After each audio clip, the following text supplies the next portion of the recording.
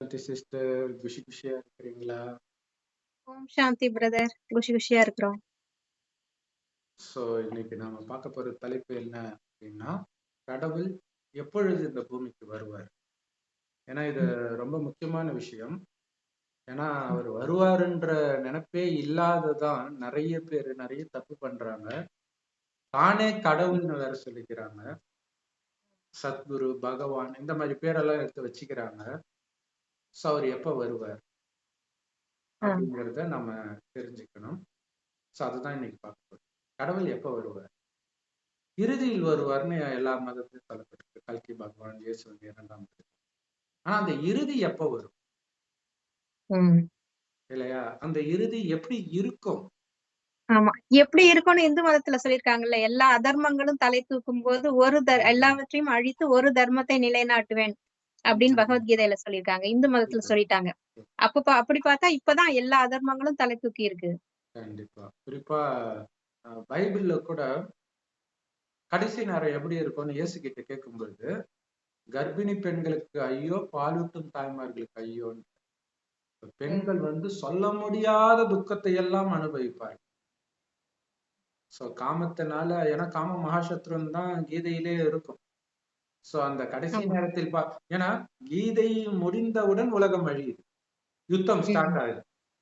அப்ப உலக அழிவு பக்கத்துல நெருங்குறது எல்லா இடத்துலயும் அறிகுறி கிளீனா தெரியுது. அப்ப அதுக்கு முன்னாடி கீதை நடக்கும். சோ இன்னொரு முக்கியமான விஷயம், எப்ப உலகம் அதாவது உலகம் அழியும் இல்ல, கடவுள் எப்ப வருவார்? உலகம் அழியறதுக்கு முன்னாடி வருவார், அது ஓகே. அதுக்கு முன்னாடி அந்த ஞானத்தை கொடுப்பார். உலக அழிவு ஆல்ரெடி ஸ்டார்ட் ஆகுறத நம்ம பாக்குறோம்னாலே அவர் ஆல்ரெடி வந்திருக்கணும். இப்ப இந்த ஞானத்தை கொடுத்துட்டு இருக்கணும். சோ அந்த ஞானத்துல இருந்துதான் நம்ம சொல்லிட்டு இருக்கிறோம். இன்னொன்னு அவர் எப்ப வருவார் அப்படிங்கிறதுக்கு கிருஷ்ணருடைய வாழ்க்கையில, ஏன்னா அங்க கடவுளாக கிருஷ்ணரை நினைச்சிருக்கிறாங்க. சோ அதுல சொல்லப்பட்டிருக்கும் எப்ப வருவார், அவருடைய சந்திப்பு நமக்கு எப்ப நிகழும் அப்படின்னா, குசேலன் கிருஷ்ணரை பார்க்க போறாரு. அவர் ஏழ்மையா இருக்கிறாரு, பார்க்க போறாரு. போகும் பொழுது உதவி கேட்கணும்னு போறாரு, அவள் எடுத்துட்டு போறாரு. அப்ப அவர் அதை புடுங்கி சாப்பிடுறாரு. சாப்பிட சாப்பிட அங்க தங்க மாளிகை ஆகிறத நம்ம பாக்குறோம். இதே மாதிரி இன்னொரு இடத்துல திரௌபதிக்கு சாப்பிடறதுக்கு எதுவுமே கிடையாது, எல்லாம் கவுத்து வச்சிருக்கிறாங்க. அந்த நேரம் எனக்கு பயங்கரமா பசிக்குதுன்னு கிருஷ்ணர் வர, ஐயோ என்ன பண்றது அப்படின்ட்டு போய் பாக்குறாங்க. கவுத்து வச்ச பாத்திரத்துல ஒரு அரிசி பருக்க ஒட்டிட்டு இருக்கு. இதை தவிர இல்ல கிருஷ்ணான்றார். அது கூட எனக்கு அது போதும் சார். சோ இதோட அர்த்தம் என்னன்னா, நம்ம அனைத்தையும் இழந்து இருக்கிற நேரத்தில் தான் அவர் வருகிறார். காஞ்ச அவல், அவல் சாப்பிடுறாங்க, காஞ்ச அவல சாப்பிடுறாங்க. இன்னைக்கு பண்டிகைக்கு எல்லாம் வைக்கிறாங்க, சரஸ்வதி பூஜைக்கு இதுக்கெல்லாம் வைக்கிறாங்க பொரி அவல். சோ அப்ப அது எப்ப சாப்பிடுறாங்கன்னா, அந்த பஞ்சத்தில் தான் அந்த நிலை வருது. கிடைக்கிறத சாப்பிடுவோம், வெறும் அரிசியை சாப்பிடுவோம், இந்த மாதிரி ஒரு நிலைக்கு தள்ளப்படுவோம். அநேகமா அந்த மாதிரி டைம்ல கண்டுபிடிச்சதாதான் இருக்கும் அந்த அவலும். அதே மாதிரி நீங்க அம்மனுக்கு எல்லாம் பாத்தீங்கன்னா கூழ் ஊத்துவாங்க. கூழ் ஏழைகள் சாப்பிட்டவங்க, வேற எதுவும் இல்லாதவர்கள் கூழ் வச்சு சாப்பிட்டுட்டு இருப்பாங்க. சோ அந்த மாதிரி நேரத்தில் தான் கடவுள் வருகிறார். என்ன பண்றாரு, அது ரொம்ப ரொம்ப ரொம்ப ரொம்ப முக்கியமான விஷயம். வர்றாரு, என்ன பண்றாரு, அங்க என்ன பண்றாரு, அவளை சாப்பிடுறாரு, தங்க மாளிகை வருது. ஏழ்மையில் இருப்பவனை அனைத்திலும் நிரம்பியவனாக ஆக்குறார், தங்க மாட மாளிகையை கொடுக்கிறார். அந்த மாதிரி ஒரு காலகட்டத்தில் அவர் வர்றார். அப்ப அனைத்தையும் இழந்து இருக்கிறது எங்க, அனைத்தையும் பெற்று இருப்பது எங்க அப்படிங்கறத இந்த காலச்சக்கரத்துல பார்த்தா உங்களுக்கு தெரியும். சொர்க்கம் அனைத்தும் நிரம்பி இருக்கும் முதல் 2500 வருஷம். அடுத்த 2500 வருடம் நரகம். கொஞ்சம் கொஞ்சமா எல்லாத்தையும் கடைசியில எல்லாத்தையும் இழக்கும்போதுதான் இறைவன் அவருடைய இருப்பிடமாகிய பரந்தாமத்துல இருந்து வர செம்பொன் நிறமான ஒளிவுலகத்துல நட்சத்திரம் மாதிரி இருக்கு. உண்மையிலே ஆத்மாக்களும் அங்கதான் இருக்கும். அங்க இருந்து இந்த பூமிக்கு வரும்போது சொர்க்கமாக இருக்கு. அங்க செங்கற்களால் கட்டப்பட்ட மாடு மாளிகையில இருக்கும். அங்க எந்த விதமான துக்கமும் இருக்கு. காரணம் என்னன்னா, பாவம் செய்ய மாட்டாங்க. பாவம் செஞ்சதான் தண்டனையாக பஞ்சம், பட்டினி, அவல் சாப்பிடுற நிலைமை, சாப்பாட்டுக்கே வழி இல்லாத நிலைமை, இயேசு சொன்ன மாதிரி கர்ப்பிணி பெண்களுக்கு ஐயோ, பாலூட்டும் தாய்மார்களுக்கு ஐயோ, எல்லாம் இப்ப நடந்துட்டு இருக்கு இல்லையா? எத்தனை பாலியல் குற்றங்கள் நடந்துட்டு இருக்குது, சிறுமியில இருந்து வயதானவர்கள் வரைக்கும், குழந்தைகள், ஆண் குழந்தைகளுக்குமே கூட. சோ அந்த மாதிரி நேரத்தில் தான் கடவுள் வரார், ஒரு வயோதிகர் உடல்ல வரார். அவர் வரும்பொழுது அப்படியே இதுல வந்து பைபிள்ல போட்டிருக்கும், அப்படியே கிழக்கும் மேற்கும் அப்படியே உருளும், ஒளி வீசும், மின்னல், அப்படியே அது என்ன சினிமா ரஜினிகாந்தா வராரு இல்லையா? எக்காலம் எக்காலம் தொனிக்கும், தொனிக்க தொனிக்க அவர் வருவார். அப்படிலாம் அவர் வர மாட்டார். அது அவர் போற நேரமா இருக்கும். போகும்போது உலக அழிவு ஸ்டார்ட் பயங்கரமா இருக்கும். ஆக்சுவலா அதெல்லாம் அழைச்சிட்டு தான் போறாரு. ஆனால் அவர் வருவது வேணா அது 2வது வருகைன்னு சொல்லலாம். ஏன்னா அந்த நேரம் காட்சிகள் எல்லாம் கிடைக்கும், அந்த உலக அழிவின் உச்சத்துல அதெல்லாம் நடக்கும். ஆனா சும்மாவே தண்டனை கொடுக்க மாட்டாரு. அதுக்கு முன்னாடி இதெல்லாம் சரி, இதெல்லாம் தப்புன்னு சொல்லி கொடுத்துட்டு அப்புறம் தான் தண்டனை. பைபிள்ல பாருப்பா, நீ எதை வேணாலும் அனுபவி, இந்த கனியை மட்டும் சாப்பிடாதுன்னு சொல்லிட்டு போறாரு. சாப்பிட்டதுனால தண்டனை. அவர் சொல்லாமலே போய் இவங்க எடுத்து போய் சாப்பிட்டு என்னப்பா நீ சொல்லவே இல்லைன்னு கேட்க மாட்டோம் கடவுள் கிட்ட. அதுக்கு முன்னாடி அவர் சொல்லுவார். அது சொல்றதுக்கு தான் கடைசியின் ஒரு வருடம் ஒரு வயோதிகர் உடல்ல வர வந்து இந்த ஞானத்தை கொடுக்குறாரு. சொர்க்கமாக படித்தேன், இப்ப நரகம் ஆயிடுச்சு, சொர்க்கத்துல வந்து காம கோபம் பற்றி பெற சார்ந்தாருன்னா என்னன்னே தெரியாது, இப்ப அதுலயே மூழ்கி கிடக்குறீங்க. அதுக்கு காரணம் என்ன? அழியக்கூடிய உடம்புன்னு நினைச்சதுனாலதானே காமம் வருது. நான் சொர்க்கத்துல இந்த உடலை இருக்கக்கூடிய ஆத்மா நான்ற உணர்வுல இருப்பீங்க, ஒருவரை ஒருவர் ஆத்மாவாக தான் பார்ப்பீங்க தவிர உடம்ப பார்க்க மாட்டீங்க. சோ காரை ஓட்டுற டிரைவர் மாதிரி இந்த உடலை இயக்கக்கூடிய டிரைவர் ஆத்மா. அது எப்பவுமே இருக்கும். அதுதான் நாம. அழியக்கூடிய உடம்பு, தற்காலிகமா இருக்க உடம்பு நாம கிடையாதுன்றது இயல்பாகவே சொர்க்கத்தில் உள்ள எல்லோருக்கும் ஞாபகம் இருக்கும். இன்னொன்னு, சதா ஆனந்தமும் அமைதியும் நிரம்பியவர்களாக இருப்பாங்க. ஏன்னா ஆத்மாவுடைய உண்மையான குணம் ஆனந்தம், அமைதி. அப்ப இதுக்காக வெளியில தேட மாட்டாங்க, தனக்குத்தானே திருப்தியா இருப்பாங்க. அது அது சொர்க்கம்தான். எல்லோரும் அழகா இருப்பாங்க, தங்கம் இருக்கும், சிங்கமும் பசும் ஒன்னா தண்ணி குடிக்கும், துக்கமே இருக்காது. ஆனாலும் அப்படிப்பட்ட சொர்க்கத்தில் கூட அவங்க மயங்கி கிடக்க மாட்டாங்க. நான் யாருன்ற விழிப்புணர்வுல இருக்கிறதுனால சொர்க்கத்தில் கிடைக்கும் ஆனந்தத்தை விட அதிக ஆனந்தத்தை தனக்குள்ள இருந்தே அனுபவம் செய்வாங்க. அதனால்தான் சொர்க்கம் சொர்க்கமாகவே இருக்குது 2500 வருஷம். அடுத்து என்ன ஆயிடுதுன்னா, கொஞ்சம் கொஞ்சமா வெளியில மயங்க ஆரம்பிக்கணும். ஏன்னா ஆத்மாவுடைய சக்தி குறைய ஆரம்பிக்கும் இல்லையா? இப்ப இந்த பூமியுடைய சக்தி குறையும் போது நிலநடுக்கம் வருது. அதே மாதிரிதான் ஆத்மாவுடைய சக்தி குறையும் போது அது ஒரு நடுக்கம் வருது. அதுதான் மனம் தடுமாறுறதுன்னு சொல்றாங்க இல்லையா? சோ உள்ள நிலநடுக்கம் இங்க ஏற்படுது, அதுக்கப்புறம் தான் வெளியில ஏற்படுது. அப்ப தடுமாறும் வலிமை சுத்தமா வலிமை இழக்கும் போதுதான் எல்லா பயம், தடுமாற்றம், பதற்றம் எல்லாமே வருது. கரெக்ட். அப்பதான் எண்ணங்கள். அப்ப வந்து உள்ள கான்சென்ட்ரேஷன் பண்ண முடியல ஆத்மாவை. இப்ப கவனம் வெளியில போய்கிட்டே இருக்குது. கொஞ்சம் கொஞ்சமா ஆத்மான்றதே மறந்துடுறாங்க. அப்ப ஆனந்தம் உள்ள இருந்து வரல. ஆனந்தத்தை இப்ப வெளியில தேட வேண்டியதா இருக்கு. அப்ப வெளியில இருக்கிற ஆனந்தம் எல்லாமே சிறிது காலம் மட்டுமே இருக்கிற இன்பங்கள். அதனால சிற்றின்பம்னு சொல்றோம். அது எல்லாமே மனிதனுக்கு போதையை கொடுக்கக்கூடியது, இன்பமே கிடையாது. போதை என்னன்னா, மீண்டும் மீண்டும் அது இருந்தாதான் என்னால நார்மலா இருக்க முடியும். தண்ணி அடிக்கிற மாதிரி மீண்டும் மீண்டும் அதை தேடி தேடி தேடி தேடி போய் போய் போய் ஒன்னும் இல்லாம அனைத்தையும் இழந்து அவன் சக்தியை இழந்துடுறான், புத்தியை இழந்துடுறான். இது சரி இது தப்புன்னு அவனுக்கு எல்லாம் பகுத்தறிய முடியல. அந்த நிலைமையில காமம், கோபம், பற்று, பேராசை, அகங்காரம், இந்த 5 விகாரம் ஆணிடமும் பெண்ணிடமும் வருது. அதுதான் 10 தலை ராவணன்றது. அப்ப அதோடைய ராஜ்யம், ராவணனுடைய ராஜ்யம் வந்து, அப்ப அதுக்கு முன்னாடி இருந்தது ராமராஜ்யம். ராவணனுக்கு ஆப்போசிட்டான ராஜ்யம், ராவணன் இல்லாத ராஜ்யம். சோ இந்த ராவண ராஜ்யத்தின் உச்சத்துல அனைத்தையும் இழக்கிறோம். ஏன்னா காம, கோபம், பற்று, பேராசை, அகங்காரத்தின் வசமாகி நம்ம எடுக்கிற முடிவுகள் எல்லாமே பாவமா இருக்கு. அதற்கு அந்த பாவம் ஒரு லெவலை தாண்டும் போது, தண்டனை கிடைக்கும் போதுதான் நம்ம ஆரோக்கியம் போகுது, அழகு போகுது, செல்வம் போகுது, நிம்மதி போகுது, மனிதர்கள் கிட்ட இருந்த குணங்கள் போகுது. அப்ப இயற்கை சீற்றம், விதவிதமான நோய்கள், துக்கத்தை கொடுக்கக்கூடிய எல்லாமே வருது மனிதனை தேடி. இப்ப கடைசின்னு ஒரு வருடம் இறைவன் வந்து ஞானத்தை கொடுக்கிறார். இதுல இருந்து நீங்க தப்பிக்கணும், நான் உங்களுடைய அப்பா அப்படிங்கிற. ஆனால் நீங்க முதல்ல உடம்பே கிடையாது, எனக்கு எப்பயுமே உடம்பு. கடவுள் உடம்பை எடுக்காதனால்தான் அவர் லிங்க ரூபத்துல சிவலிங்கமாக நம்ம வழிபடுறோம், ஜோதி ரூபம். டைரக்டா ஒரு வயதுக்குள்ள பிரவேசம் ஆகிறாரு, குழந்தையா பிறக்கல. சோ அப்படிப்பட்ட சிவபெருமான் வந்து சொல்றாரு, இதுவரைக்கு எல்லாம் துக்கத்தை தான் அனுபவிக்கிறாங்க, காரணம் பாவம் செஞ்சாங்க, காரணம் என்னை மறந்தார்கள், என்னை பற்றி அவங்களுக்கு தெரியாது, வணங்குறாங்க, யாருன்னே தெரியாம வணங்குறாங்க. இப்ப வந்து அவருடைய அறிமுகத்தை படி, நான் ஆத்மாக்களுடைய அப்பா, உடம்புடைய அப்பா. உடம்பு அழிஞ்சு அழிஞ்சு மீண்டும் மீண்டும் வெவ்வேறு உடலை இருக்கும், ஆனா மனிதனாக தான் பிறப்போம், ஆணாக பெண்ணாக மாறி மாறி பிறப்போம். சொர்க்கத்தில் அனைத்தும் நிரம்பி இருந்தனவா அனைத்தையும் இழந்துக்கிற நிலையில வந்து சொல்ற, கலியுகம் அழிந்து மீண்டும் சொர்க்கம் வரும், எப்படி இரவு முடிந்து பகல் வருமோ அதே மாதிரி இதுவும் நடக்கும். ஆனா அங்க போறது தானா போயிட முடியாது, முயற்சி செஞ்சுதான் போகும்.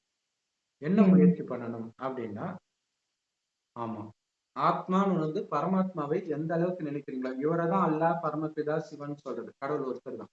அவரை நினைக்க நினைக்க ஆத்மா தூய்மையா, அவரை மட்டும்தான் நினைக்கணும். அப்படின்னா என்ன அர்த்தம், அப்பா அம்மா கணவன் மனைவி எல்லாமே உடல் சார்ந்தது, உடலே நினைக்காது, தேகதாரிகளே நினைக்காதீங்க, உடல் கொண்டவர்களே நினைக்காதீங்க. ஏன், சொர்க்கத்தில் வாழ்ந்த அந்த தேவதைகள் கடவுளுக்கு ஈக்குவலா தூய்மையா இருந்தவங்க தான், அவங்கள கூட நினைக்காதீங்க. ஏன்னா அவர்களே இந்த 5000 வருடத்தை ஒரு கல்பனும், ஒவ்வொரு கல்பத்திலும் கலியுக மனிதர்கள் இந்த ஞானத்தை எடுத்துதான் தேவதை ஆகுறாங்க.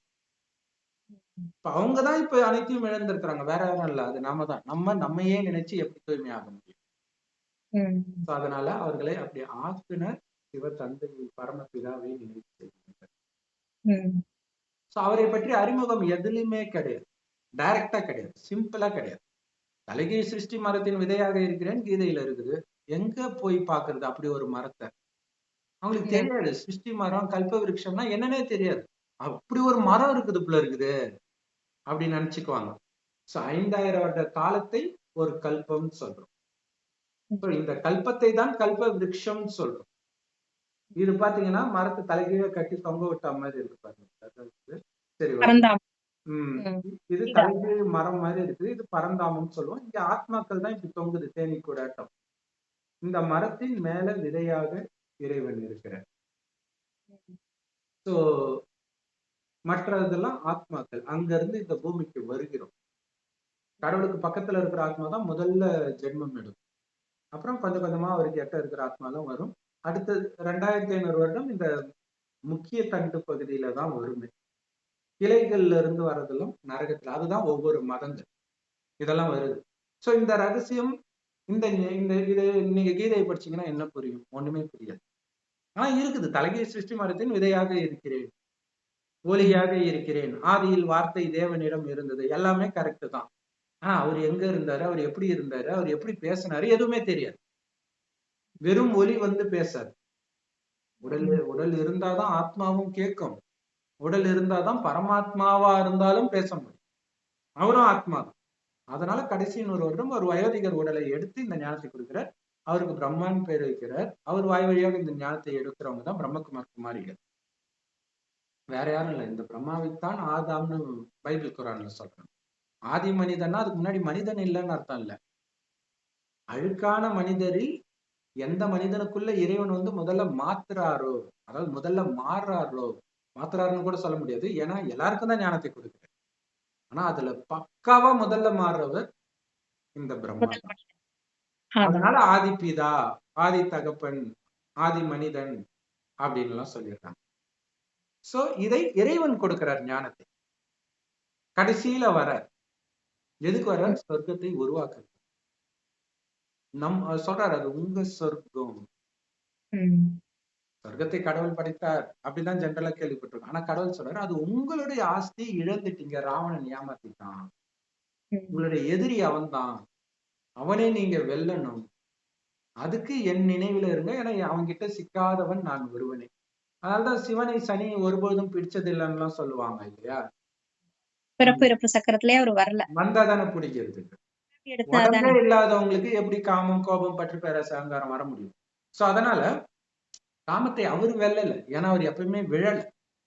அப்ப விழுந்து கிடக்கிற நம்மை வெல்ல வைக்கிற காம தகனீஸ்வரன். அப்ப ஆத்மாவை பாருங்கள்.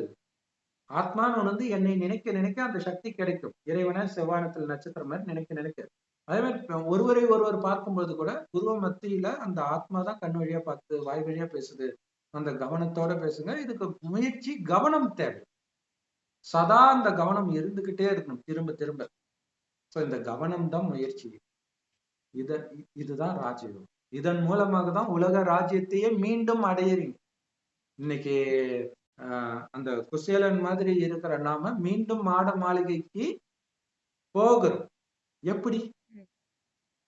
இப்ப என்னதுன்னு எதெல்லாம் நினைச்சிட்டு இருக்கீங்களோ அது எதுவுமே என்னது இல்லைன்னு உணர்றதுதான் கடவுள்கிட்ட கொடுக்கறதுன்னு சொல்றேன்.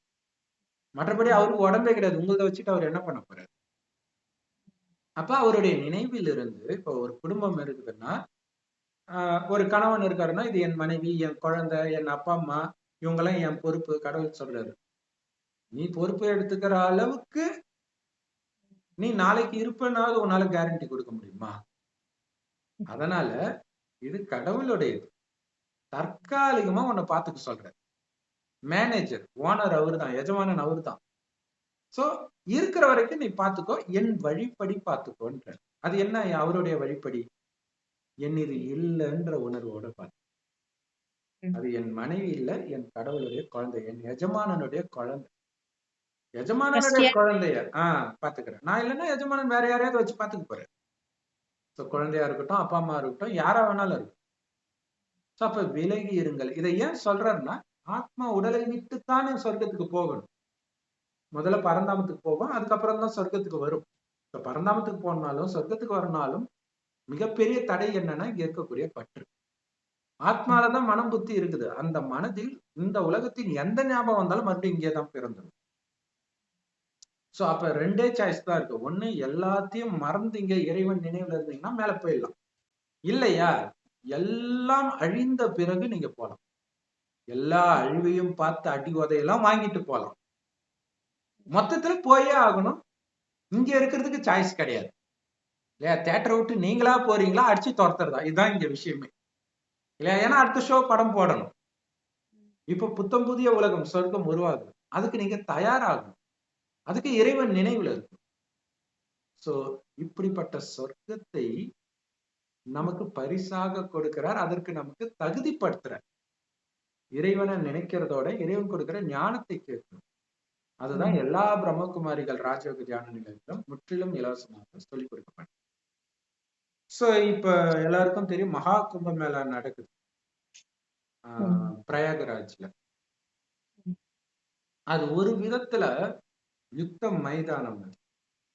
நேத்து கூட பத்திக்கிச்சு நெருப்பு, அங்க ஏதோ சிலிண்டர் வெடிச்சு. சோ அது எப்படி யுத்த மைதானம் அப்படின்னா, அந்த யுத்த மைதானத்துல யாரு இருப்பா? பாண்டவர்கள் ஒரு பக்கம், கௌரவர்கள் நிறைய இருப்பாங்க. கௌரவர்கள் இந்த 5 பேரை தவிர எல்லாம் கௌரவர்கள் தான். அந்த மாதிரி அங்க மகா கும்ப மேளால பிரம்மகுமாரிகளும் இருக்கிறாங்க. அவங்களை பத்தி எந்த செய்தியாவது எந்த நியூஸ்லயாவது வருதா? வர்றதே கிடையாது. தினம் தினம் ஈஷா யோகா சத்குரு தான் பேட்டி கொடுத்துட்டு இருக்காரு, கடவுள் மாதிரி. அவர் பின்னாடி தான் எல்லா கூட்டமும் இருக்குது. இது இல்லாம இன்னும் நிறைய சத்சங்கம் எல்லாமே இருக்கும்னு நினைக்கிறாங்க. சோ இத்தனை பேர் இருக்கிறாங்க பிரம்மகுமாரிகள். சோ இதுல முக்கியமான விஷயம், பிரம்மகுமாரிகள் அப்படின்னு அஞ்ஞானிகளுக்கு தெரிஞ்ச ஒரே பேர் பி.கே. சிவானி தான். அவங்க அங்க இல்ல. அவங்க தமிழ்நாட்டுலதான் டூர் போயிட்டு இருக்கிறாங்க. ஆனால் இவர் வந்து உலக புகழ் அடைந்தவர் சத்குரு, அதாவது ஈஷா யோகா ஜக்கி வாசுதேவ். ஆனா உண்மையான சத்குரு கடவுள் தான். கன்ஃபியூஷன் ஆகிடுறதுனால அவர் பேர் அப்படி சொல்றோம். சரி, இவருதான் அந்த இதோடைய அத்தாரிட்டி. இப்ப இவங்களுக்கு அங்க ஒரு இடத்தை ஒதுக்குனா இவரு தான் போகணும். ஏன்? இவருக்கு சமமா பேசுறதுக்கு அங்க யாரும் கிடையாது. தனக்கு சமமா யாரையும் அவர் உருவாக்கல. அவர் சொல்றதே முதல்ல கரெக்டா ரைட்டான்றது நம்ம பார்க்கலாம். ஆனா அங்க போறதுக்கு யாரும் இல்லை. ஆனால் சிவானி தான் பிரம்மகுமாரின்னு நினைச்சிட்டு இருக்கும்போது சிவானி தீதி அங்க இல்ல. ஆனா எத்தனை பேர் இருக்காங்க, அங்க இருக்கிற ஒவ்வொருத்தரும் இறைவனுக்கு ஈக்குவலா ஞானத்தை கொடுப்பாங்க. நம்ம வீடியோல சொல்ற ஞானத்தை அங்க அங்கன்னு இல்லை, நீங்க எந்த பிரம்மகுமாரி சென்டர் போனாலும் கோயில் எல்லாம் கூட அந்த ஓம் சாந்தி பேட்ச் போட்டுட்டு சொல்லி கொடுத்துட்டு இருப்பாங்க. சோ ஒவ்வொருத்தர்கிட்டயும் இந்த ஞானம் இருக்கும். கடவுளுக்கு சமமான ஞானம், கடவுள்கிட்ட இருந்து நேரடியா பெற்ற ஞானம். சோ இந்த ஞானத்தை அங்க கொடுக்குறாங்க. அவங்க எதுக்கு போறாங்க? அங்க முக்தி கிடைக்கணும் அப்படின்னு தான் போறாங்க. சோ அது அந்த அந்த இப்ப நடக்கிற மகா கும்ப மேளாவுடைய விசேஷத்தை சொல்லுங்க சிஸ்டர் நீங்க. அது புராண கதைப்படி மகா கும்பமேளாங்கிறது தேவர்களுக்கும் அசுரர்களுக்கும் ஒரு காலத்துல போட்டி வந்தது. அந்த அமிர்த கலசம் தேவர்கள் கிட்ட கிடைக்கும் போது அசுரர்களும் போட்டி போட்டுட்டு வாங்கும் போது கொஞ்சம் இடத்துல சிந்துச்சு, அந்த 4 இடத்துல இந்தியால. அதுதான் அந்த உஜ்ஜயினி, நாசிக், பிரயாக்ராஜ், காசி, அந்த இதுல 4 இடத்துல, ஹரிகோட்டா, அந்த ஹரித்வார், அந்த 4 இடத்துல சிந்துச்சுன்னு சொல்லுவாங்க. அதுலதான் அதுல இருக்கிற பிரவாகமா வர்ற நதிகள்ல நீராடினா, அதுவும் இந்த உத்தராயண காலத்துல ஆரம்பிச்சு சிவராத்திரி, சிவ ஜெயந்தின்னு சொல்லுவாங்க, அது வரைக்கும் நீராடுனா வலிமை கூடுது. அந்த சாது சன்னியாசிகளுக்கு எல்லாம் தவ வலிமை கூடுது. அப்ப வந்து ரொம்ப பவர்ஃபுல்லா இருக்கும் அந்த நீர், அந்த அப்படின்னு சொல்லிட்டுதான் கும்பமேளாவுக்கு வந்து வராங்க. கும்பம்னாலே கலசம் தான், அமிர்த கலசம் தான். இப்படி நீராடும் போது நமக்கு தவ வலிமை கூடுது, அதனால நம்ம மோட்சத்தை அடையலாம். அந்த ஆமா, பிறவா நிலை அடையணும், மோட்சத்தை கடவுள்கிட்ட போயிடணும், கடவுளை அடைஞ்சிடணும், முக்தியை அடைஞ்சிடணும். இது ஒண்ணுதான் அவங்களோட கொள்கை. இது ஒவ்வொரு தடையும் கும்பமேளா நடக்கும் போதெல்லாம் அந்த இதுல குளிச்சுட்டு வரும்போது நம்ம தவ வலிமை கூடிட்டே இருக்கு, ஒரு கட்டத்துல நம்ம மோட்சத்தை அடைஞ்சிருவோம் அப்படிங்கிற நம்பிக்கையிலதான் எல்லாம் போயிட்டு இருக்காங்க. இப்ப அத்தனை பேர் 40 கோடி பேர் வந்து வருவாங்கன்னு எதிர்பார்க்க. மகா கும்பமேளா இது இல்லையா? நடக்குது. கும்பமேளா, அர்த்த கும்பமேளா, மகா கும்பமேளா. கும்பமேளா 12 வருஷத்துக்கு ஒரு தடவை, அர்த்த கும்பமேளா பாதி கும்பமேளா 6 வருஷத்துக்கு ஒரு தடவை. ஆனா இது மகா கும்பமேளா 144 வருஷத்துக்கு ஒரு தடவை தான் வருது. அப்ப அது ரொம்ப பவர்ஃபுல்லா இருக்கும். இந்த டைம்ல அங்க வைப்ரேஷனே ரொம்ப நல்லா இருக்கும். ஏன்னா அத்தனை பேரும் மோட்சத்தை அடையணுங்கிற நினைவுல இருக்கிறதுனால, கடவுள் நினைவுல இருக்கிறதுனால அங்க வந்து அந்த வைப்ரேஷன் ரொம்ப நல்லா இருக்கும். அப்ப அவங்களுக்கு இந்த விஷயம் எப்படி மோட்சத்தை அடையிறது அப்படிங்கிற இந்த ஒரு விஷயம் மட்டும் கரெக்டா தெரியல. மோட்சத்தை அடையணும்னு நினைக்கிறாங்க, அது வந்து எப்படி அடையணுங்கிற அந்த ஒரு விஷயம்தான். இந்த கடவுள் வந்து பரந்தாமத்துலதான் இருக்கிறாரு, ஒளி ரூபமா ஒளிப்புள்ளியாதான் இருக்கிறாரு. அவர் அங்க இருக்கிற மாதிரி நம்ம நினைச்சாதான் அங்க போக முடியும். பரந்தாம்ங்கிறதா முக்தி. முக்திக்கு போகணும்னா அவர் அங்க இருக்கிறத நினைச்சாதான் அங்க போக முடியும். போக முடியும். அது கேக்குறாங்க. அது வந்து சத்குரு கிட்ட ஒரு சகோதரி கேக்குறாங்க, இங்க குளிக்கிறதுல என்ன விசேஷம்? அப்ப வந்து சாரி என்னது இதுல என்ன விசேஷம்னு கேக்குறாங்க. மகா கும்ப மேளா அவரு குளிக்கிறது விசேஷம் தானே அப்படின்னு சொல்றாரு. காமெடியா, அவர் காமெடியா பேசுறாரு இல்லையா? அந்த சகோதரி கேட்கறாங்க, அது வீட்லயே குளிக்கலாமே. சூப்பரான கேள்வி கேட்டாங்க. ஆனா அத அவங்க அதுக்கப்புறம் அது யோசிக்கல, அவங்களும் யோசிக்கல, இவரும் அது வேற ஏதாவது டாபிக்ல போயிடுச்சு. குளிக்கிறது தான் விசேஷம்னா வீட்லயே குளிக்கலாமே, எதுக்கு எல்லாரும் முன்னாடி வந்து குளிப்பாங்க இல்லையா? 6 முறை வீட்லயே குளிச்சுக்க வேண்டியதுதானே. அதோட இல்லாம இந்த சங்கராச்சாரியார் வந்து அங்கங்க குழுக்களா, அக்காடாஸ்ன்னு சொல்லுவாங்க, அங்கங்க தனித்தனி குழுக்களா இருந்தாங்க. இந்த சாது சன்னியாசிகள், ரிஷி முனிவர்கள்லாம், அவங்க எல்லாம் ரொம்ப தவ வலிமையில இருக்கிறாங்க. அவங்க எல்லாம் ஒரு இடத்துல கூடும்போது நம்ம நாட்டை காப்பாத்துவாங்க. முந்திலாம் அந்த ஆப்கானிஸ்தான்ல இருந்து படையெடுப்பு அந்த காலத்துல வரும்போதெல்லாம் அந்த ஓரத்துல இருந்தவங்க, அந்த மலையில இருந்தவங்க எல்லாம் அந்த சாது சன்னியாசிகள் தான் வலிமையா இருக்கிறாங்க. மத்த ராஜாக்கள் கிட்ட எல்லாம் ஓரளவு படைகள் இருந்தது. ஆனா அந்த அந்நிய படையெடுப்பை எதிர்நோக்கக்கூடிய அளவுல அவ்வளவு பவர்ஃபுல்லா இல்ல. அப்ப இவங்கள வச்சுதான் அவங்கள முதல்ல தடுக்கணும் அப்படின்னு சொல்லிட்டு இவங்களை எல்லாத்தையும் ஒண்ணு சேர்க்கணும்.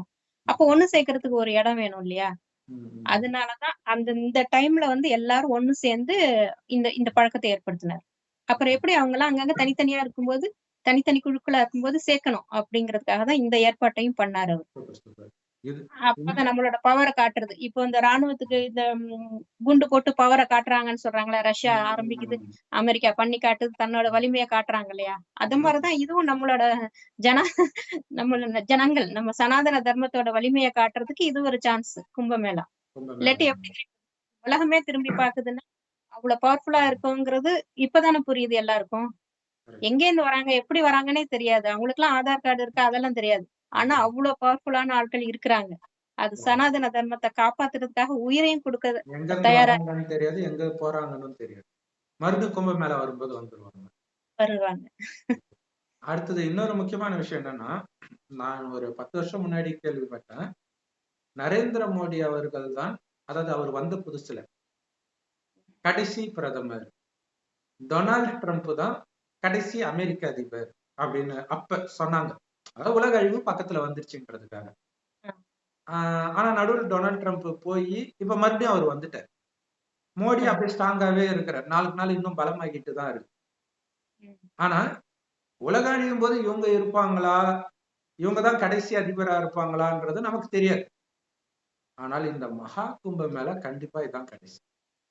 இதான் கடைசி.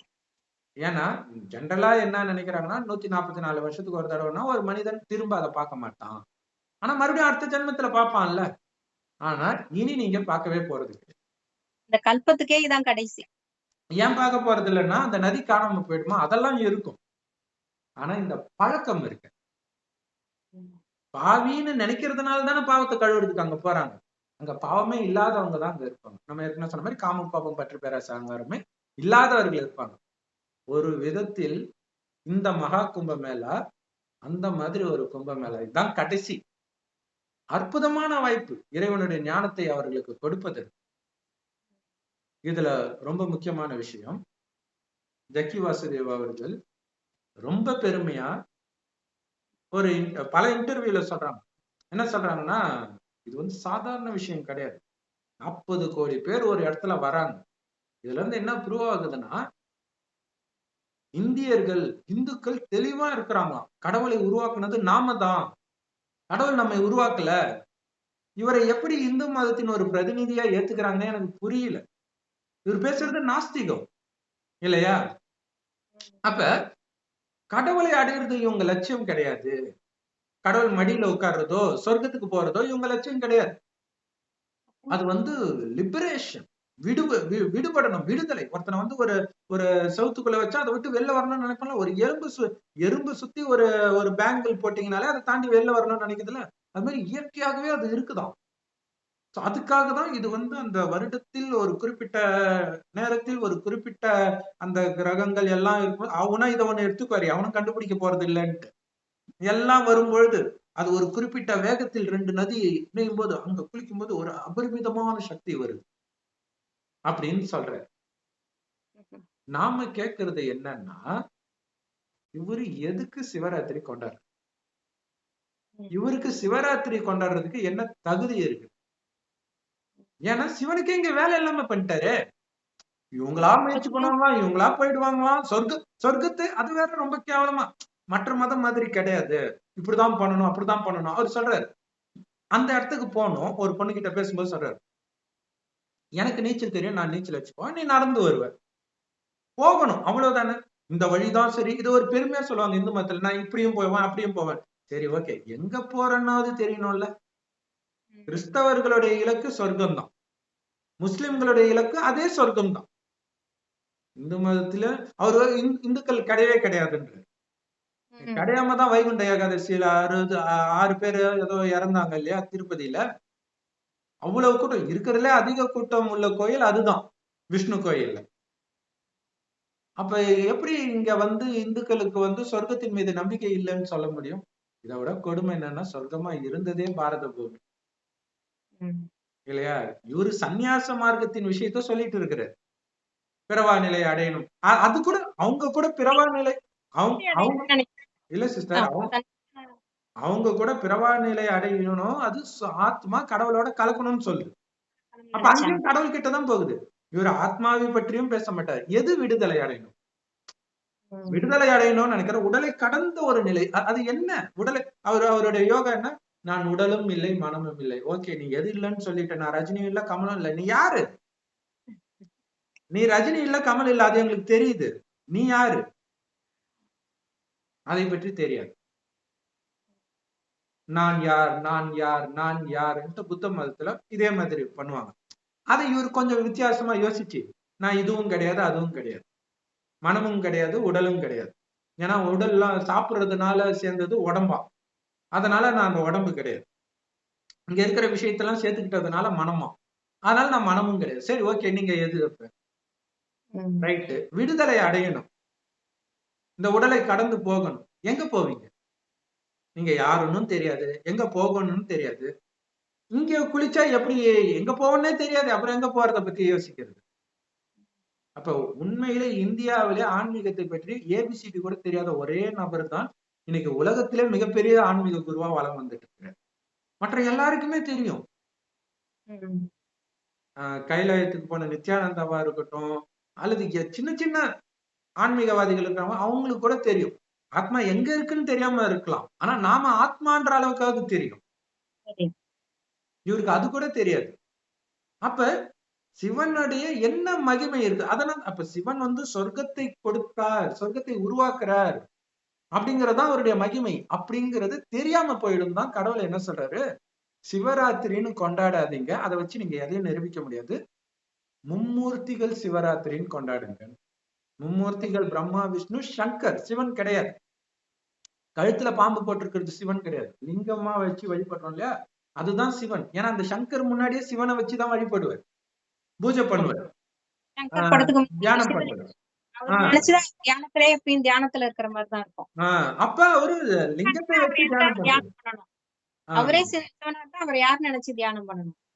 அவரு சிவனை தியானம் பண்றாரு, சிவனோட குழந்தை. எப்படி தேவகுமாரன் சொல்றாங்களோ அதே மாதிரி கடவுளோட குழந்தைதான் சங்கர். கரெக்ட். சோ அப்ப அந்த பிரம்மா, விஷ்ணு, சங்கர் அந்த போட்டோ, சரி, அது பார்த்திருப்பீங்க எல்லாருமே, பிரம்மா, விஷ்ணு, சங்கர் இல்லையா? ஆனா இந்த 3 பேரையும் படைத்த அந்த சிவனுடைய பிறந்த நாள் திருமூர்த்தி. ஏன்னா சிவான்ற பேர் எல்லாரும் வைக்கிறாங்க இல்லையா? சிவராஜ்குமார் நடிகர் கூட இருக்காரு, சிவன்ற பேர் எல்லாரும் வச்சுக்கிறாங்க. இது இந்த சிவராத்திரின்றது கலிங்கத்தின் இரவில் அவர் வருகிறார், அவருடைய பிறந்த நாள், சிவ ஜெயந்தி. ஒருத்தர் பிறந்துட்டாலே மகிமையா? காந்தி பிறந்ததுக்கு மகிமை இல்ல, அவர் சுதந்திரம் வாங்கி கொடுத்ததுனால அவருக்கு பிறந்த நாள்ல கொண்டாடுறோம். அதுவும் கொண்டாடுறது கிடையாது, லீவ் விடுறாங்க, அவ்வளவுதான்.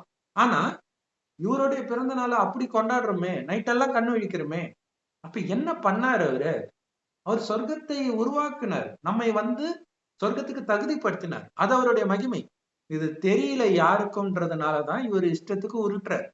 அப்படியே முதுகை நேராக வைத்துக் கொண்டிருந்தால் பிரபஞ்ச ஆற்றல் உள்ளுக்குள்ள நிரம்புன்ற. இப்ப பெங்களூர்ல திரிசூலம் 54 அடியோ 56 அடியோ உயரத்துல பண்ண போறாரு, வேர்ல்டு ரெக்கார்ட். அவர் ரெக்கார்டு பண்ணணும், ரெக்கார்ட் பிரேக்கர். ஸ்பிரிச்சுவல் குரு எல்லாம் கிடையாது இல்ல, ரெக்கார்ட் பிரேக்கர். எல்லாத்தையும் பெருசா பண்ணா மக்களுக்கு பிடிக்கும் தானே. அதுக்கு என்ன உருட்ட போறாரு தெரியல. ஏன்னா நமக்கு தெரியும் 3 கால ஞானத்தை கொடுக்கிறார், அதுதான் முக்காலம் தான் அந்த 3 திரிசூலம் இருக்கிறது. அந்த முக்கால ஞானத்தை புடிச்சுக்கிட்டு, நான் இந்த உலகத்தின் அதிபதியா இருந்தவன் காமம் கோபத்துல விழுந்து அனைத்தையும் இழந்துட்டேன், இப்ப மீண்டும் அடையிறன்ற அந்த லட்சியத்தோட இறைவனை நினைச்சுக்கிட்டு இருக்கான், அந்த லட்சியத்தை கெட்டியா புடிச்சுக்கிட்டு இருக்கிறான். சோ அதுக்கு தனியா ஒண்ணு வைக்கிறார். இப்ப என்னன்னா சிவராத்திரியாலேயே ஃபேமஸ் ஆனவர் இவர், ஆனா சிவன் என்ன பண்ணாருன்னே தெரியாது. அது எவ்வளவு பெரிய கொடுமை இது. அதனால்தான் கடவுள் சொல்ற திருமூர்த்தி சிவராத்திரின்னு போடுங்க. அப்ப யோசிப்பாங்களா, இது என்ன திருமூர்த்தி சிவராத்திரி? சங்கரரா சிவபெருமான்னு நினைச்சுக்கிறாங்க. அது காட்சி கொடுக்கறதுக்காக கடவுள் காமிச்சதுதான் அந்த சிவபெருமான் உருவம். ஏன்னா புள்ளி, ஒரு ஜோதி ரூபம், ஒளி புள்ளினா கண்ணுக்கு தெரியாது இல்லையா, அதனால காட்சி அப்படிதான் காட்சியாக கிடைச்சது. அப்படிதான் நினைச்சாங்க. இப்படி நம்மள மாதிரிதான் அவங்க இருப்பாங்க, சிவபெருமான் அப்படி இருப்பாருன்னு நினைச்சாங்க. அதனால அந்த குழந்தையோட ஆசையை நிறைவேற்றுறதுக்காக அப்படி காட்சி கொடுக்க ஆரம்பிச்சாரு. அதுதான் சிவபெருமான். அந்த மாதிரி இது ஆரம்பிச்சாதான் திருப்தியா இருக்கு அவங்களுக்கு, அதனால அந்த ஒரு உருவத்தை காமிச்சாரு, அவ்வளவுதான். அவர் ஆனா சங்கரர் அவர். கண்டிப்பா. அதே மாதிரி கிறிஸ்தவ மதத்துல கடைசியில் அந்தி கிறிஸ்து வருவார் அப்படின்னு சொல்லப்படுது. அப்படின்னு என்ன அர்த்தம்னா, கிறிஸ்து போதித்ததற்கு நேரெதிரான விஷயத்தை கிறிஸ்தவர்கள் போதிக்க ஆரம்பித்தார். அதுதான் இன்னைக்கு நடந்துட்டு இருக்கு. பாசிட்டிவ் திங்கிங், இந்த அற்புதம் பண்ணார், அந்த அற்புதம் பண்ணார், இப்படி முடவன் நடக்கிறாங்க, இது முக்கியமான இதா போயிடுச்சு. அதே மாதிரிதான் இறைவன் வரும் பொழுது எப்படி இருக்குதுன்னா, ஆளாளுக்கு கடவுளை பற்றி இஷ்டத்துக்கு அளந்து விடுறது. ஆனா நாங்க சொல்றது கடவுள் பேசிக்கிட்டு இருக்கு. அதை புரிஞ்சுக்கணும். உடனே அவருடைய தீவிர ரசிகர்கள் எல்லாம் கமெண்ட் போடுவாங்க, ஏய் நீ கூட தான் உருட்டுறன்ட்டு. எங்க ஒரு படத்தை வச்சு ஒட்டுமொத்தமா எல்லாத்தையும் சொல்ல முடியுமா? அவருக்கு அந்த திரிசூலத்துக்கோ அல்லது சிவனுக்கு எதுக்கு பிறந்த நாள் பண்ணணும்? ஆதி யோகின்றாரு. சரி என்ன கத்து கொடுத்தாருன்னா கம்முன்னு உட்கார்ந்துட்டு இருந்தாராம். அதுக்கு எதுக்கு கத்து கொடுக்கணும்? எல்லாரும் அப்படித்தானே உட்கார்ந்துட்டு இருக்கிறாங்க. சோ ஆதியில் ஆதினும் சொல்லலாம், கடைசினும் சொல்லலாம் கடவுள் வர எடுத்த. ஏன்னா இது சக்கரம், சக்கரத்துல ஏது முதல் முடிவு. அங்க வந்து யோகத்தை அவர் கற்றுக் கொடுக்கிறார். சோ அவரு எப்பவுமே யோகி தான். ஆனா இப்பதான் கத்துக் கொடுக்க வர. ஆனா வேற ஒருத்தர் உடலை எடுத்து வருகிறார். அப்ப அந்த உடலுக்கு சொந்தக்காரர் சிவன் கிடையாது, கடனாக எடுத்து வருகிறார். அவர் வரும்போது யாராலையும் அவரை கண்டுபிடிக்க முடியல. அதனால்தான் அவருடைய நினைவாக ராமாயணத்துல ராமருக்கு மகிமை கொடுத்துட்டாங்க, மகாபாரதத்துல கிருஷ்ணருக்கு மகிமை கொடுத்துட்டாங்க, பைபிள்ல இயேசுக்கு மகிமை கொடுத்துட்டாங்க. அப்ப கடவுள் வரும்போது யாராலையும் கண்டுபிடிக்க முடியாத மாதிரி சாதாரண உடல்ல இருக்கிறாருன்றதுனாலதான் ராமர் வரும் பொழுது சபரிக்கு அடையாளமே தெரியல. ஆனா தீவிர ராம பக்தை. ஆஞ்சநேயருக்கு ராமர் அடையாளமே தெரியல, ஆனா தீவிர ராமர் பக்தர். பிரபு உனக்காகவே தவம் கடந்தான, நீ வரும்போது உன்னை என்னால அடையாளம் கண்டுக்க முடியலையே அப்படின்னு கேட்கிறேன். அந்த மாதிரி சாதாரண உடலில் வந்திருக்கு. அவருக்கு பிரம்மான் பேர் வச்சு அவர் வாய் வழியா இந்த ஞானத்தை கொடுக்கும். இப்ப அவர் எப்படி வெளிப்படுவார்? குழந்தைகள் மூலமாக வெளிப்படுவார். இப்ப ஈஷா யோகால அவர் என்ன சொல்லி கொடுக்கிறார்? எங்களுடைய தலைவருடைய, எங்க சத்குருவுடைய செய்தியை நாங்க உலகம் ஃபுல்லா பரப்ப போறோம். அவர் அதான் சொல்றாரு, ஒரு துளியாவது இருக்கணும். சரி என்ன செய்தி? எங்க யாராவது வந்து பேசுங்க. கை காலம் மடக்கிறது தான் செய்தியா? ஆனா இங்க நாங்க பேசுறோம்ல, சிவானி தீதி பேசுறாங்கல்ல, எத்தனை பேர் நீங்க பிகேன்னு போட்டு எந்த பேரை போட்டாலும் இதான் இருக்கும், பிரம்மகுமாரின்ட்டு. நீங்க பிகே அடிங்க, வெறும் சகோதரிகள் தான் இருப்பாங்க பெரும்பாலும். பற்றிய ஞானம் தான் ஆத்மீகம் அப்படிங்கிறது. அந்த பேரே ஆன்மா பற்றது, அதான் ஆன்மீகம்னு பேர் வந்து. அவர் ஆத்மான்ற வார்த்தையே பயன்படுத்தாம ஸ்பிரிச்சுவல் குருவா அவரு. ஆன்மீகத்துக்கு ஒரு சம்பந்தம் கிடையாது, மதத்துக்கும் இதுக்கும் சம்பந்தம் கிடையாது. ஆத்மா எல்லா உடம்புலயும் இருக்கிறது, ஆத்மா ஒரு ஆத்மாவும். அது ஜாதி மதம் இனம் மொழி எல்லாமே மனுஷன் உருவாக்குனது, அவங்களா உடம்புக்காக பிரிச்சுக்கிட்டது. ஏன்னா எல்லா ஆத்மாவுக்கும் அப்பா அவரு தான். சோ அதனாலதான் உடல் சார்ந்த எல்லா தர்மத்தையும் விட்டுட்டு ஆத்மான்னு உணர்ந்து ஆத்மாவின் தந்தையை நினைவு செய்யுங்க அப்படின்னு கடவுள் சொன்னார். கீதையிலும் இருக்குது அது. ஆனா சொன்னது கிருஷ்ணன் சொன்னதுனால புரியல. மன்மனாபவ அப்படின்னு ஷார்ட்டா எழுதியிருக்கோம் கீதையில. ஆமா, என் ஒருவனை மட்டும் நினைவு செய்யுங்கள் அப்படின்ட்டு. அந்த என் ஒருவனைன்னு கிருஷ்ணர் சொன்னா, கிருஷ்ணரை யாரு பார்த்தா? பார்த்தவங்க இப்ப இருக்கிறாங்களா? அவர் வாழ்ந்தது உண்மைதான், ஆனா இப்ப தெரியாது. எப்படி நினைப்பீங்க? இன்னொன்னு, உடலை மறந்து நினைவு செய்யுங்கன்னா அவரு இருக்கிறதுலே அழகான ஆண். அப்ப எப்படி உடல் உணர்வு போகும்? அவருதான் உடல் எடுத்து வந்துட்டாரு. உடல் எடுத்து வந்தவங்க எல்லாம் கடவுள் கிடையாது. அவரே சொல்லியிருப்பாரு, நான் பிறப்பிறப்பற்றவன்ட்டு வரும் கீதையில. அவர் தான் பிறப்புல வந்துட்டாரு. அப்ப சொன்னது அவர் கிடையாதுன்னு நிரூபணமாகும். வேற யாரோ வந்து பேசுறாங்க. ஆனா கிருஷ்ணர் உடலில் பேசல. கிருஷ்ணருடைய ஆத்மா மறுஜன்மம் எடுத்து கடைசி ஜென்மத்தில் சாதாரண ஒரு ஆளா இருக்கும்போது அவர் உடம்புல வந்து பேசுறாங்க. கிருஷ்ணருடைய ஆத்மா எடுத்த உடம்பு தான், ஆனா அப்ப அவர் கிருஷ்ணர் கிடையாது. அவருக்கு பிரம்மான் சிவன் பேர் வைக்கிறார், சாதாரண மனிதன். அந்த சாதாரண உடலில் வந்து சிவன் பேசுகிறார். உடலை கடனாக எடுத்து பேசுறேன். அப்ப மனிதனுடைய புத்தி விலங்கு மாதிரி மாறி இருக்கிற நேரத்தில் வர, அதான் நம்ம சொன்னோம் இல்லையா, சாப்பாட்டுக்கு வழி இல்லாத நிலைன்னா மனித புத்தியும் அப்படி ஆயிடுது. அதனாலதான் சிவனுடைய வாகனமாக நந்தியை காட்டிட்டாங்க. மற்றபடி அவர் எருது உடம்புல வரல, மனுஷ உடம்புலதான் வர. மனிதனுடைய நிலை அப்படி இருக்குது அந்த நேரம். அந்த நேரம் இந்த நேரம் கடைசி 100 வருடம் இப்ப நடந்துட்டு இருக்கு. 88 வருஷம் ஆல்ரெடி முடிஞ்சிருச்சு. இறைவன் வந்துட்டார். சோ இந்த செய்தியை சொர்க்கத்தில் யார் தேவதையா இருந்தார்களோ அவங்களுக்கு தான் டக்குன்னு பத்திக்கும், மற்றவர்களுக்கு பத்திக்க கொஞ்சம் லேட் ஆகும். ஆனா எப்படியா இருந்தாலும் இந்த ஞானத்தை எடுத்துதான் ஆகணும். ஏன்னா இறைவனை நினைக்காம மேல போக முடியாது. நீங்க பாட்டுக்கு ஓம் சொல்லக்கூடாது, ஆ ஊ அம் நீங்க என்ன சொன்னாலும் மேல எல்லாம் போக முடியாது. சங்கரை நினைத்தாலும் மேல போக முடியாது. ஏன் சிவலிங்கத்தையே நினைச்சாலும் மேல போக முடியாது. கடவுள் உண்மையிலே எப்படி இருக்கிறார்? நான் ஆத்மா, அதுதான். நான் ஆத்மான்னு உணர்ந்து அவரை நினைக்கணும், அவருடைய குணத்தோட. அப்ப அவருடைய குணம் எப்ப தெரியும்? ஒருத்தங்க பேசினாதான் அவங்க குணம் தெரியும். அவர் தினம் தினம் அந்த பிரம்மா வாய் வழியா பேசுறதுதான் எல்லா பிரம்மகுமாரிகள் ராஜயோக ஜன நிலையத்திலும் முற்றிலும் இலவசமாக முரளின்னு சொல்லப்படும். யூடியூப் வெப்சைட்ஸ்ல இருக்கு, நீங்க கூகுள் சர்ச் பண்ணீங்கன்னா எல்லா மொழியிலும் இருக்கும், பிரம்மகுமாரிஸ் முரளின்னு போடுது. ஸோ அதோட லிங்க்ஸ் வந்து டிஸ்கிரிப்ஷன்ல கொடுக்குறோம், அவசியம் பார்த்து பயன்பெறுங்கள். முழுக்க முழுக்க இலவசம். ஏன்னா பேசுறது நம்ம அப்பா, பிசினஸ் பண்ற ஆன்மீக குருக்கள் கிடையாது. கடவுள் ஒரே ஒருவர், வருவது ஒரே முறை, அவர் கொடுப்பது ஒரே ஞானம். அது மட்டும்தான் சொர்க்கத்துக்கு போறதுக்கான வழி. மற்றதெல்லாம் நரகத்தில், மற்ற எல்லாமே நரகத்தில் தோன்றிய மதங்கள் தான். நரகத்திலே வந்து கடைசியில நம்ம நிலைமை பாருங்க, மனிதனை எல்லாம் சத்குருன்னு சொல்லிட்டு அப்படி விழுந்து கிடக்குறோம். ஆனா அதே இடத்துல கடவுளுடைய ஞானம் சொல்லப்படுது. ஆனா எத்தனை பேர் போயிருப்பாங்க, ஏதோ ஒரு கண்காட்சின்னு போயிருப்பாங்க. ஆனா இது கடவுளுடைய ஞானம்னு உணர்ந்திருப்பாங்களா? கோடியில சிலருக்கே அந்த பாக்கியம். இப்ப கேட்டுட்டாங்கன்னாலே கடைசி நேரம் அந்த ஞாபகம் வரும்.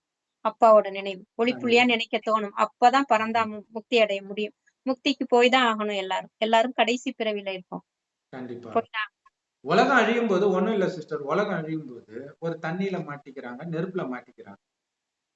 தப்பிக்கிறதுக்கு வழி. இப்ப என்ன பண்ணுவாங்க? இல்ல தப்பிக்க முடியாத மாதிரி மாட்டிக்கிட்டாங்க. இப்ப நான் கடவுள் கிட்ட போகணும்னு நினைக்கிறாங்க. என்ன பண்ணுவாங்க? அம்முன்னுவாங்களா? இல்ல ஓம் நம சிவாயனா போயிடலாமா? இல்ல இறைவனை நினைக்கிறது ஈஸியா? இந்த அங்க போகணும்னா அவர் இருக்கிற இடத்த நினைக்கணும்ல. அப்ப யாருமே இது வரைக்கும் கத்து கொடுத்ததே இல்லையே. அவரு ஆத்மான்னு கூட சொன்னது கிடையாது. போறதுக்குள்ள அவரு ஒரு துளியை இந்த ஞானத்தை எடுப்பாரா? அங்க இருக்கிறனால சுத்தி பாக்குறதுக்காக போவார். ஆனா என்ன எண்ணத்துல போவார்? எனக்கு எல்லாம் தெரியும்ன்ற எண்ணத்துல போவார். இந்த எண்ணத்துல போகும்போது எப்படி இந்த ஞானத்தை அவர் எடுப்பார்?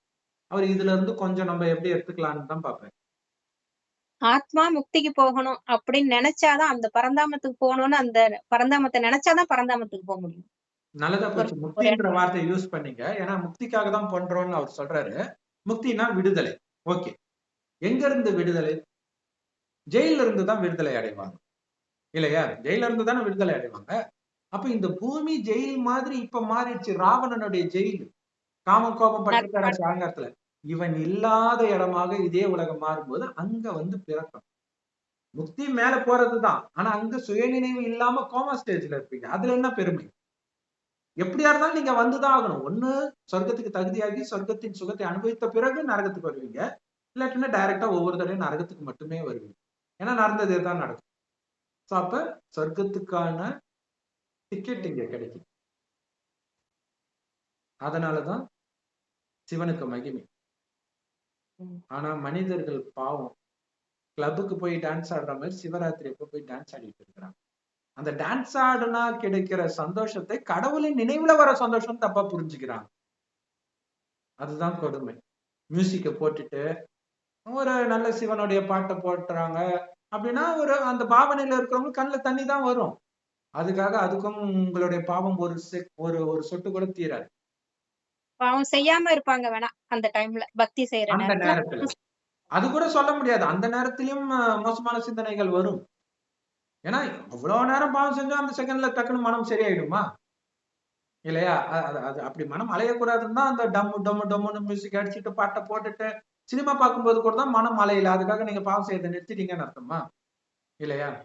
சோ இப்ப இறைவன் சொல்றாரு, குடும்பத்துல இருந்துகிட்டே என் நினைவிலே இருங்க. எதுவுமே என் இது இல்ல, நான் கூப்பிட்டா வர்றதுக்கு தயாரா இருக்கிற மாதிரி விலகி இருக்கணும். அப்ப இங்க இருந்துகிட்டே விடுதலை அடைந்த நிலையில் இருக்கும்போது நீங்க மேல வந்துருவீங்க. அப்ப உலக அழிவு நடக்கும். நடந்து சொர்க்கமாகும் போது மீண்டும் அங்க ஜென்மம் எடுக்குங்க. அங்க கோயில் இருக்காது, மசூதி இருக்காது, சர்ச் இருக்காது, சத்குரு மாதிரி ஆன்மீக குருக்கள் இருக்க மாட்டாங்க. ஏன்னா மனிதர்கள் ஆனந்தமாக இருப்பாங்க. துக்கம் வரும்போது தானே இதை தேடி போறாங்க. ஆனந்தமான உலகத்தை படைச்சதுக்குத்தான் சிவபெருமானுக்கு அவ்வளவு. ஒரு விஷயம், சொல்லுங்க. பகவான் வருவார் கடைசியிலன்னு சொல்லுவாங்க இல்லையா இந்து மதத்துல அந்த நம்பிக்கை. கல்கி பகவான் உலக அழியிற நேரத்துல வெள்ள குதிரையில வருவார் அப்படின்னு சொல்லி இருக்கு. ஆல்ரெடி வந்துட்டாரு. வெள்ள குதிரைங்கிறது அது ஒரு வாகனம். வாகனமா அந்த பிரம்மாவோட உடம்பதான் வாகனமா எடுத்து உள்ள இறங்கி மீடியமா எடுத்து அவர் பேசுறாரு. அதனால ஆல்ரெடி வந்தாச்சு. கல்கி பகவான் வந்தாச்சு. மறைமுகமா இருந்ததுனால யாருக்கும் தெரியல, தெரிய மாட்டேங்குது. மறைமுகமாக வந்து மறைமுகமாக சொர்க்கத்தையே கொடுக்கிறாரு. அது திருடன் மாதிரி இரவில் வருவேன் அப்படின்னு பைபிள்ல இருக்கும். அதனாலதான் கிறிஸ்துமஸ் தாத்தா நைட்டு வந்து சர்ப்ரைஸ் கொடுப்பாரு. ஏதோ ஒரு சின்ன கிஃப்ட் கொடுப்பாரு. ஆனா இங்க சொர்க்கத்தையே கொடுக்கிறாரு இந்த கல்வி இரவுல. ஆனா அது தெரியாம மனிதர்கள் உலகியல் மயக்கத்துல மூழ்கி கிடக்குறாங்க, டான்ஸ் ஆடிட்டு கிடக்குறாங்க. சோ சிவனுடைய பிறந்த நாள்னு உணர்ந்து நீங்க ஆடுனீங்கன்னா பரவாயில்ல. எதுக்கு ஆடுறோம்னே தெரியாம ஆடுறீங்கன்னா என்னன்னு சொல்றது இல்லையா? ஓம் சாந்தி. Thank you sister. ஓம் சாந்தி.